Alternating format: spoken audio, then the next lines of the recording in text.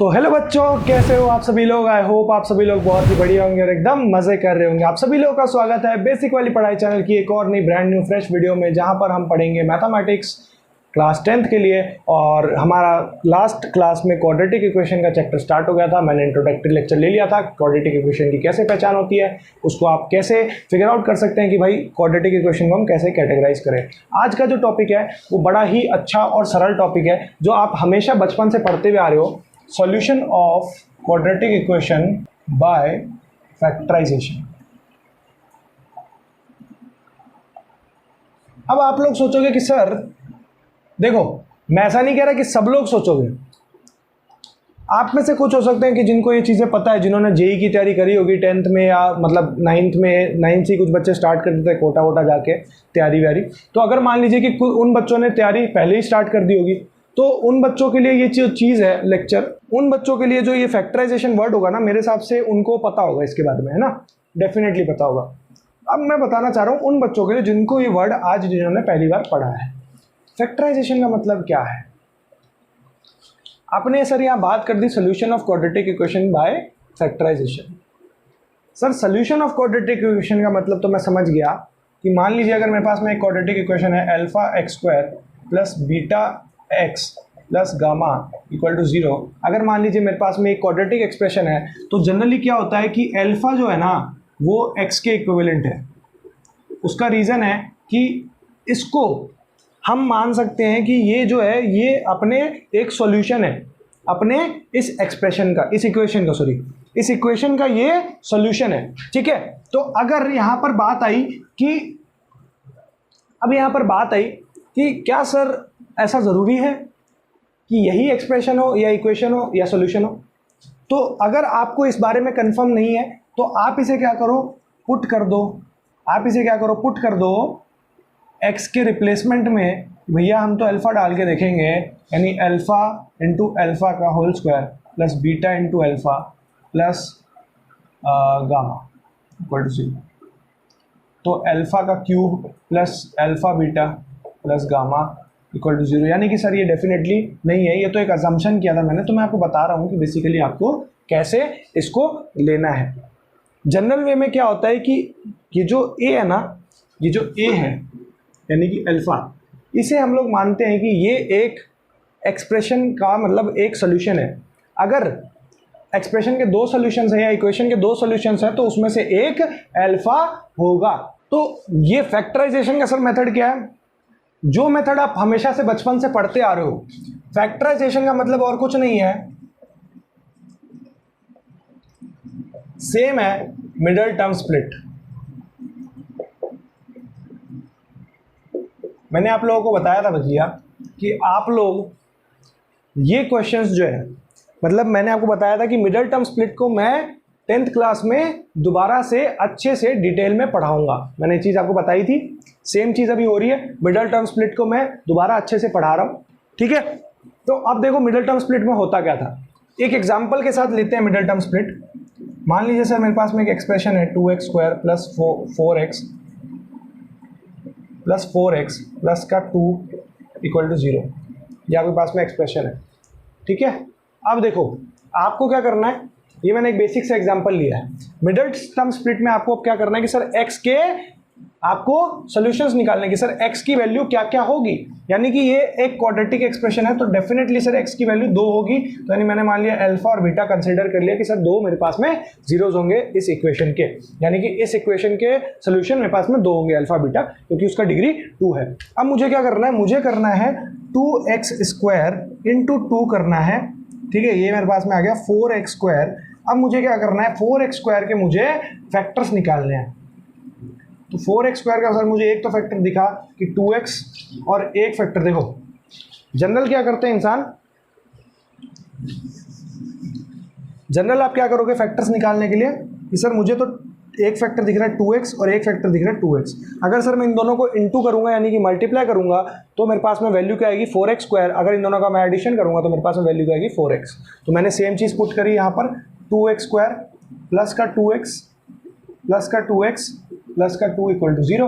तो मेरे पास में वैल्यू क्या आ गई, 2x मैंने कॉमन निकाल लिया क्योंकि ये दोनों 2x थे और यहाँ पे स्क्वायर था। यहाँ पे हो गया 2x प्लस 1 प्लस यहाँ पर मैंने 2 कॉमन निकाल लिया। एक सेकेंड, कुछ अपन से हो सकता है गड़बड़ हो सकती है। मेजर यार बात सुनो, ये यहाँ पर क्या है ना कि मैंने यहाँ पर 2 दे दिया, तो उसकी वजह से थोड़ा सा अपने को फॉल्ट आ रहा है। तो अपन क्या करते हैं, क्वेश्चन में हल्का सा चेंज करते हैं। अपन करते हैं इसको 3 और इसको करते हैं 1, क्योंकि मैंने क्या है ना क्वेश्चन अज्यूम किया। सिंपल सी बात है, कोई एग्जांपल एनसीईआरटी का ले नहीं रहा मैं, अज्यूम किया है। तो मान के चलो 3x हो गया, तो सॉरी 2x² हो गया ना ये। तो अगर मैंने x और इसको मैंने इंटू किया और इन दोनों का प्लस आ गया, मेरे पास में वैल्यू आ गई। तो मैं थोड़ा सा इसमें डिफरेंस कर देता हूँ, मैं x ले लेता हूँ, 2x ले लेता हूँ। अब हो जाएगा मेरे पास में 2x और x, ठीक है।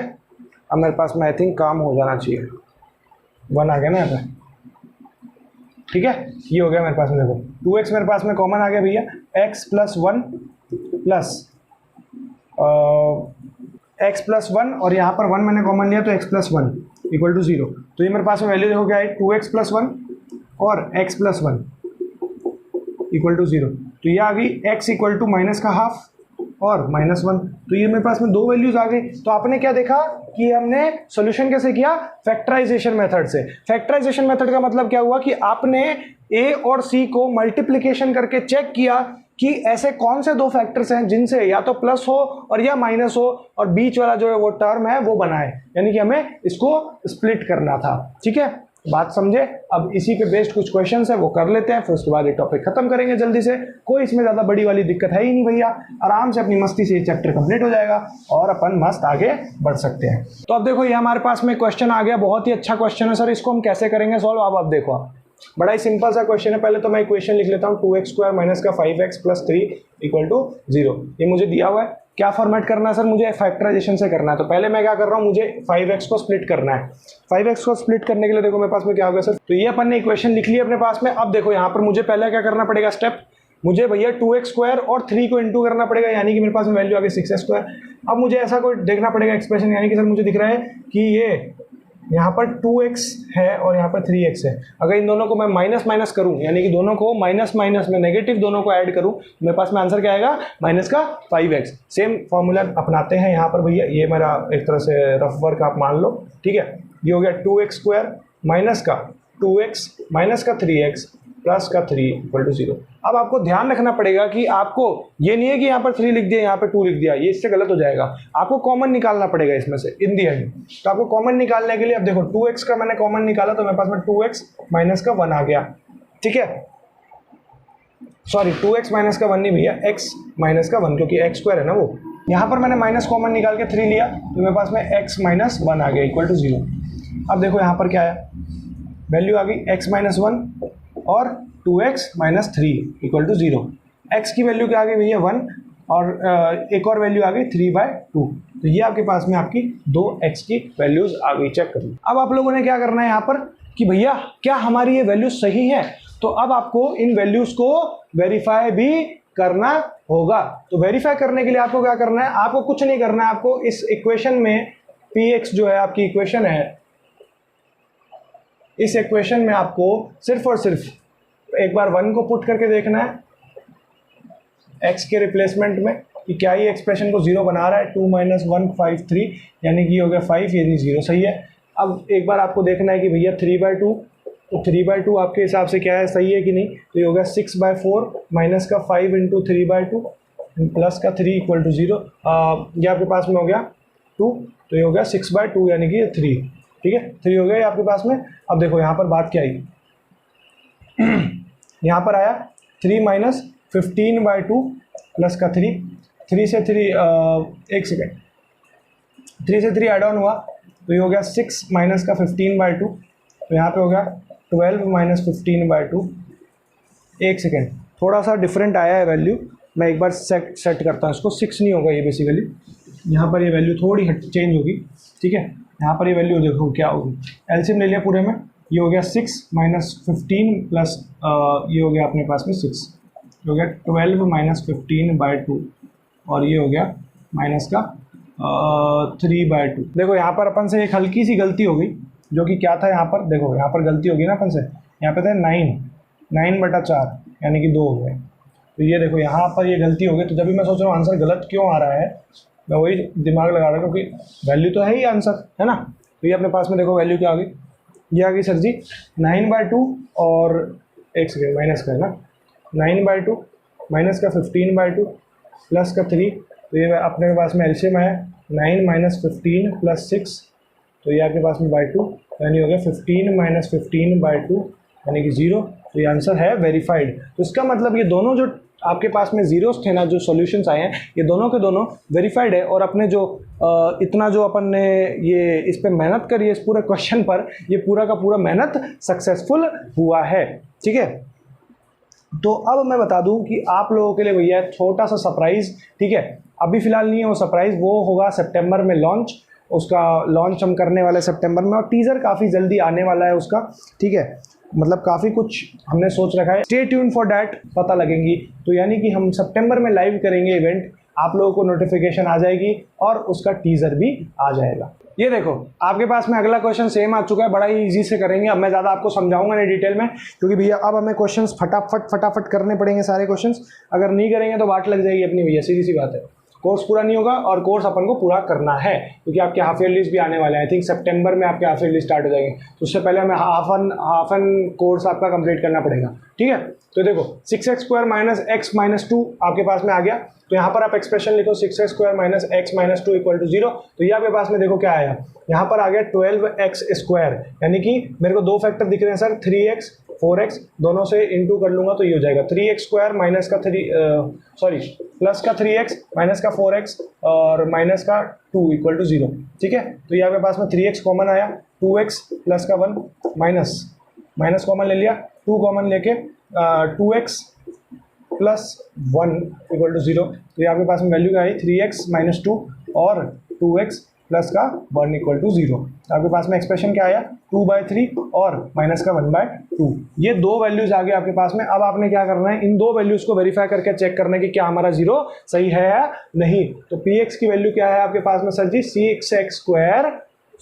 6x क्या बोलूँ भाई -x + 2 = 0। तो ये आपके पास में p की वैल्यू पहली क्या आई, 2/3 अगर वैल्यू आई तो 6 × 4/9 माइनस का 2/3 माइनस का 2 = ये आपके पास में कटा, ये कितना हो गया 3 और 2 + 6, तो आपके पास में 8 हो गया, ठीक है। 8 और माइनस का 2/3 माइनस का 3 = देखो यहाँ पर 3 है, ठीक है। तो आपके पास में 3 एलसीएम आ गया पूरा, 8 माइनस का 2 माइनस का 6, तो यहाँ आपके पास में देखो वैल्यू आ गई 0। ये यानी वेरीफाई हो गया। कभी कभार यार जीरो में जैसे मैं अटकता हूँ, आप भी अटक सकते हो, उसमें कोई दिक्कत नहीं है, इजीली आप सॉल्व कर लेना। एक बार कैलकुलेशन का बस होता है खेल। यहाँ पर 6 × माइनस का हो गया 1/4 माइनस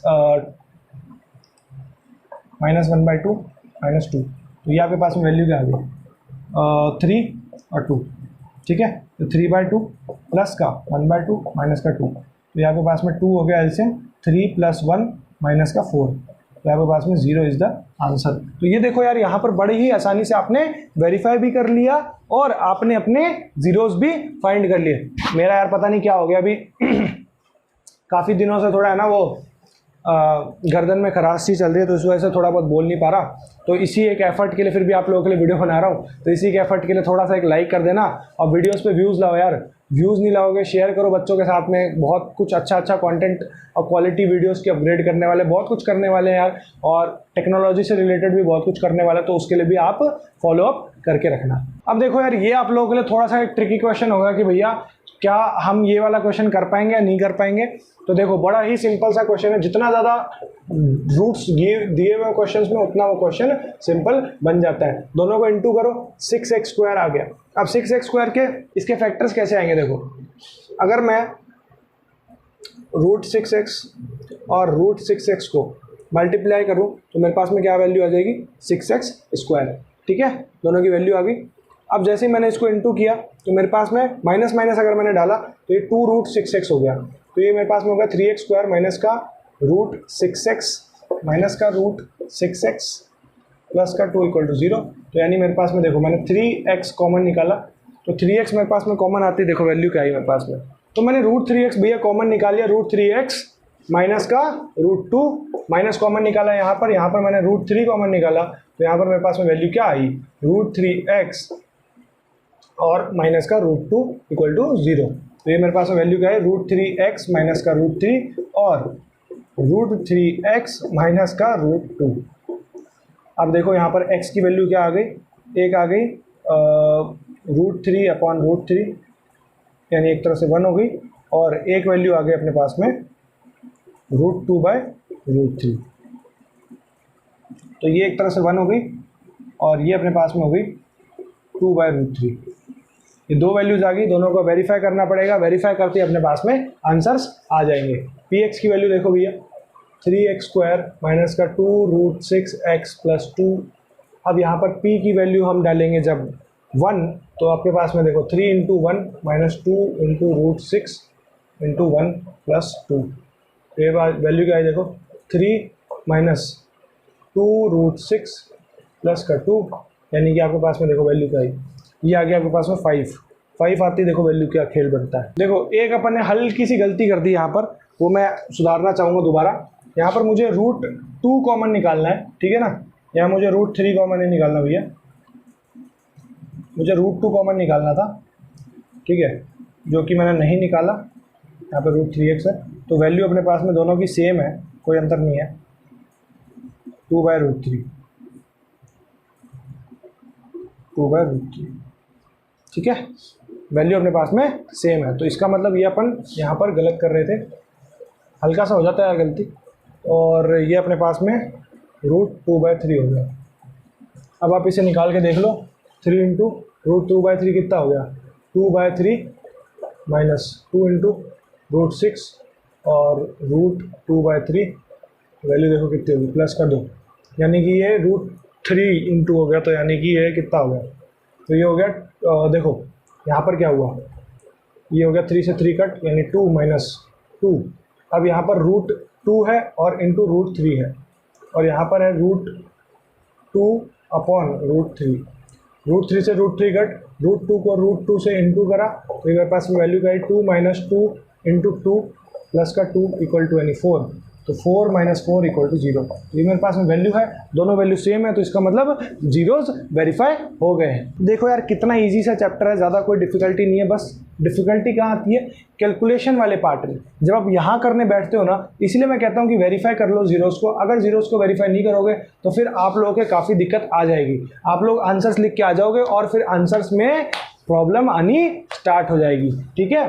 तो आई होप आपको ये वीडियो अच्छी लगी होगी, ठीक है। अगर ये लेक्चर समझ आया है तो बहुत ही बढ़िया है, वीडियो को लाइक कर देना, चैनल को सब्सक्राइब कर देना, और अगर कोई भी डाउट्स है कमेंट सेक्शन में ज़रूर पूछना, नहीं तो मेरा इंस्टाग्राम हैंडल तो है ही, उस पर पूछ लेना, ठीक है।